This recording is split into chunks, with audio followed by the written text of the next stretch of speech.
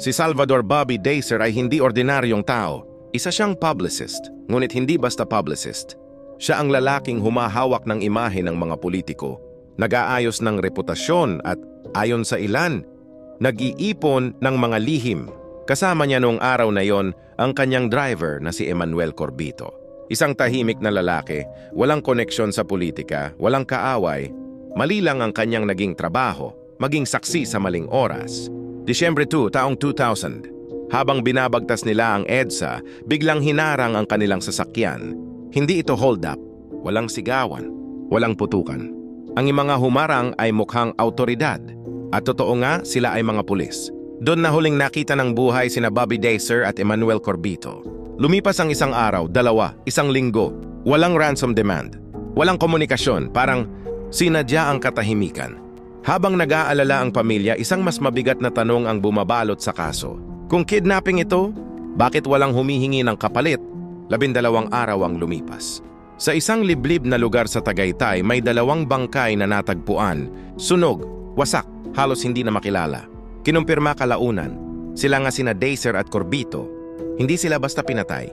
Sila ay binigti, pagkatapos ay sinunog na para bang may gustong burahin. Hindi lang ang ebidensya, kundi ang katotohanan mismo. Habang lumalalim ang investigasyon, isang nakakagulat na detalye ang lumabas.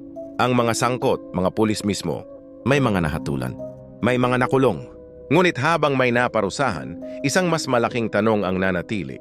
Sino ang nagutos? Lumabas ang pangalan ng mga matataas na opisyal. May testigong tumestigo at may testigong umatras. May ebidensyang nawala. May salaysay na nagbago. At may isang opisyal, si Michael Ray Aquino, na tumakas palabas ng bansa. Para sa marami, malinaw ang pakiramdam. May mas malalaking taong sangkot pero hindi kailanman nahawakan ng batas. Hanggang ngayon, ang pamilya ni Bobby Dacer ay naghihintay pa rin ng buong hustisya. At si Emmanuel Corbito, isa lamang siyang pangalan sa kasong halos nakalimutan. Isang paalala na sa mga larong politikal, may mga inosenteng nadadamay. Kung si Bobby Dacer ay may dalang lihim, ano ang lihim na yon na kinailangang patahimikin siya? At kung may mga pulis na handang pumatay, sino ang nasa itaas nila? Hanggang ngayon, ang bangin sa Tagaytay ay tahimik pa rin, ngunit ang tanong ay nananatili, ito ba ay hustisya o isang perpektong cover-up?